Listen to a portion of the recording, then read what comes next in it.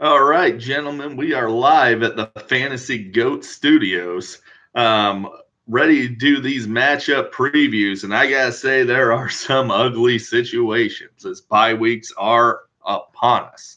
So, first matchup, of course, the Fantasy Goat versus Bell Hurts My Ears, the worst team name in the league. And I love pointing that out because it basically forces him to keep that stupid team name. It was a terrible idea. It looks stupid. It's unoriginal. It doesn't make sense. And he has to keep it because I keep making fun of it. So it's just the gift that keeps on giving. So well done, Tony Jr. Um, I was looking at this, a tough matchup for me this week. I don't love some of my matchups. It's not great. It looks like Devontae Adams may or may not suit up. Christian McCaffrey is going to suit up against the Bucks in London. It is a Bucks team that did shut him down last time around, and the Panthers also shut down Mike Evans, but pretty much everybody shuts down Mike Evans these days. So Matt Ryan at Arizona is going to be a problem. It's looking like it could be a close game, could be pretty tough. But my bold prediction here is that the local CVS runs out of tissues from all the crying Tony Jr. does after I spanked that ass this week. Uh, no, actually, my actual bold prediction is that Joe Mixon gets his first 100-yard rushing game, gets in the end zone twice against the Ravens. And in a matchup that features Dalvin Cook and Christian McCaffrey, it will be Joe Mixon that is the highest scoring running back in that matchup this week. The next matchup, by the way, of course, I'm going to win. I mean, you guys know that. You know I'm going to win. So, yeah, there you go. We have, it looks like Reese versus Tony Sr. It's got my homeboy in a bounce back spot against the Texans. And if Tyreek Hill is back, look out. They're going to be firing some heavy artillery. That game could get to 100 points. It's going to be an absolute shootout. I love pretty much every wide receiver and tight end involved in that situation. Should be great. The Niners ought to be able to run on the Rams. I expect good things out of Matt Breida this week again.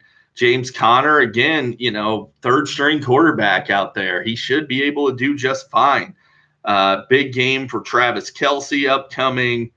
From Reese's side of things, Lamar Jackson's fine. He's a great matchup play, and they're playing the Bengals. So he should do pretty well.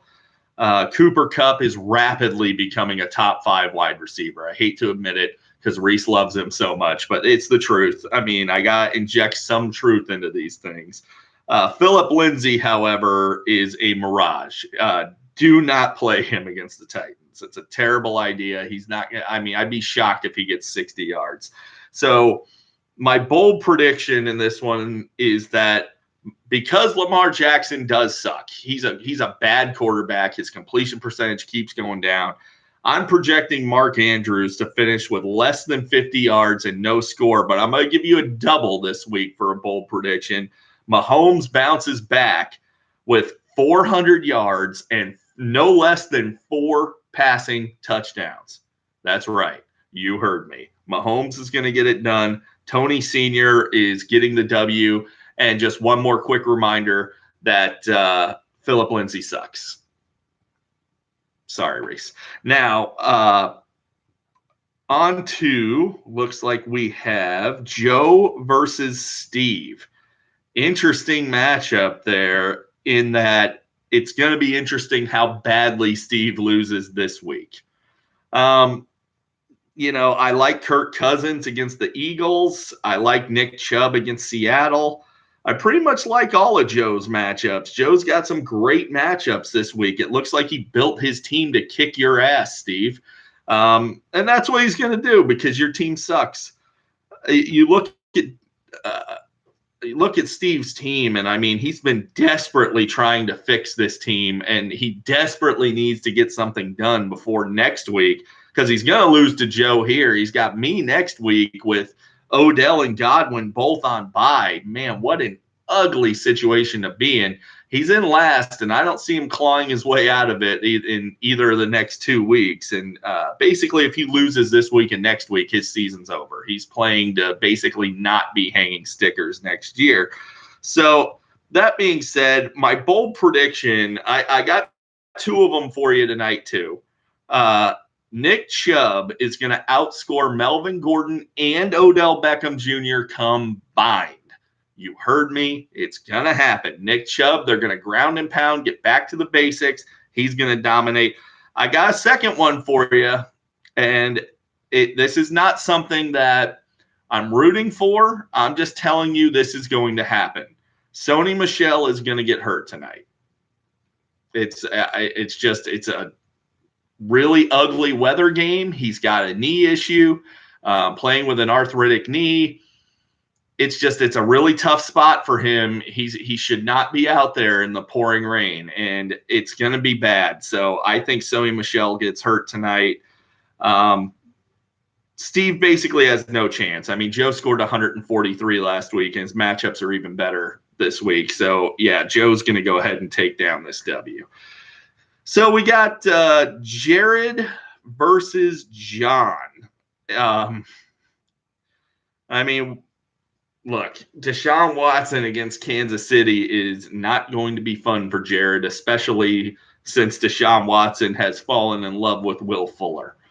That could be an issue for you, buddy. He's got Nuke Hopkins, and while I do expect Nuke to do just fine, I think this is another matchup where the Chiefs are going to be really focused on Nuke, and Will Fuller is going to be the one getting those big explosive plays.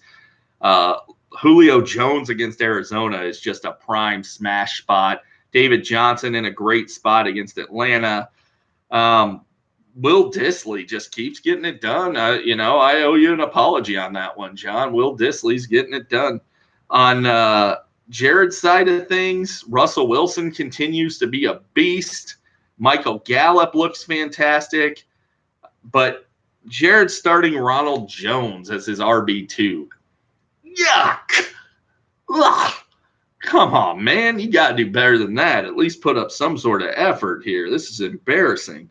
I look at it, and basically what you're rooting for is David Johnson not to play. He sat out practice again today. If he doesn't play, it gives you a solid RB2 with Chase Edmonds, and it takes David Johnson out of John's lineup.